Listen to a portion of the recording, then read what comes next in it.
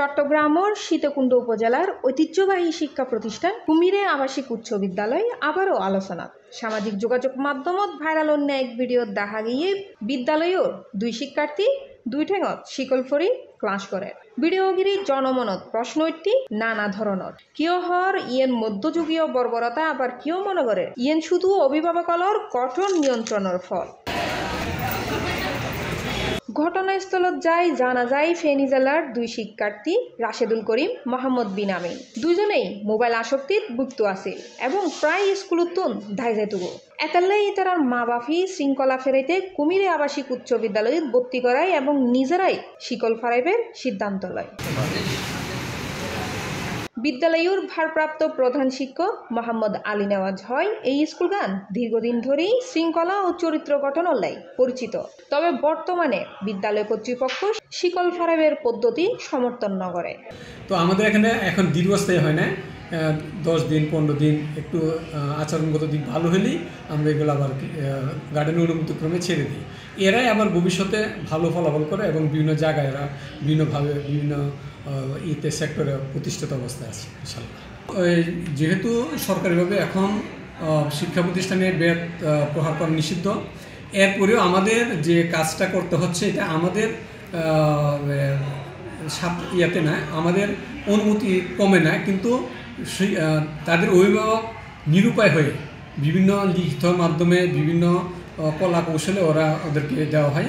ইতিহাস হর 1930-এর দশকত জমিদার নিবারণ চন্দ্র দাস বিদ্যালয় জমিদান করে, আর 1938 সালে জহুরুল ইসলাম চৌধুরীর সহায়তায় ভবনার নির্মাণ করি শুরু হয় বিদ্যালয়ের কার্যক্রম। 1951 সালত 7ম শ্রেণী আর 1957 সালত ইয়েন হাই স্কুল হিসেবে স্বীকৃত পায়। প্রতিষ্ঠানটা 1938 সালে প্রতিষ্ঠা হয়েছে। প্রতিষ্ঠা হওয়ার পর থেকেই আমাদের সরকারিভাবেই স্কুলটার নাম হলো কুমির আবাসিক উচ্চ বিদ্যালয়। এখানে পূর্বে অনেক শিকল লাগানো ছেলে ছিল, যার ফলে অনেক শিক্ষার্থী এখান থেকে অনেক ভালো পজিশনে বর্তমানে আছে। হৈরাহির অতীতত মা বাপলে অবাধ্য সন্তানলরে এন্ডে ভর্তি করাইতো এবং কঠোর নিয়ন্ত্রণত শিক্ষার ব্যবস্থা তাহনে এই সমত বিদ্যালয়গান পরিচিত হয়ে উঠিল জেল স্কুল নামে। শিকলত বাধা পড়িও শিক্ষার্থী হলে পড়াশোনার মাধ্যমে জীবন বদলাই ফেলাইতো।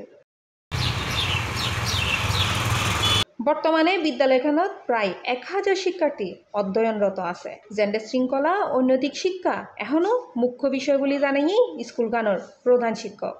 এখন বর্তমান যুগ অনুসারে আসলে যেটা সরকারিভাবে নিষিদ্ধ, এরপরে আমাদের 2-1জনদের রাখতে হয় অভিভাবকদের প্রেরণায়। কারণ যে সকল ছেলেগুলি আমরা এখন ওই যে শিকল লাগাচ্ছি এরা অত্যন্তই অবদ্ধ এবং মা বাবাকে মায়ের দূর করেছে এরকম নজির আছে। তারপরে মোবাইল আসক্ত, বিভিন্ন ধরনের যেমন এই যে গাঁজা, তারপরে বাবাই, এই ধরনের বিভিন্ন কাজে ওরা আসক্ত থাকে। তো আমরা অনেক সময় ভর্তি করাতে চাই নাই, এরপরে মা বাবাদের আকুতির কারণে বিভিন্ন উপর লেভেলের ফোনের মাধ্যমে আমার অনেক সময় ভর্তি করাইতে হয়।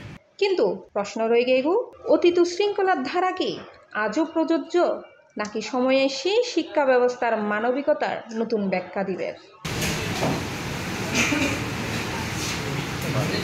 শিকলে বাধা শিক্ষা নাকি শৃঙ্খলার শেষ চেষ্টা? চট্টগ্রামের কুমিরে আবাসিক উচ্চ বিদ্যালয় লই জনমনত চলে তুমুল আলোচনা।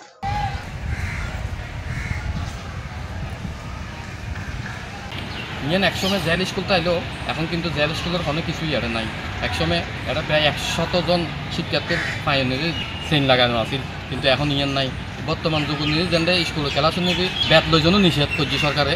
এই জায়গা নিয়ে তো চেইন লাগাই এনে লেখাপড়া হরাঙ্গান আকাশ কুসুম ব্যাপার, কিন্তু তারা যে স্কুলগুলি দেখিলাম মাত্র 2 শিক্ষার্থী পায়ের নিবি চেইন লাগাই, এবং তাও ইয়েন স্কুল কর্তৃপক্ষের নয়।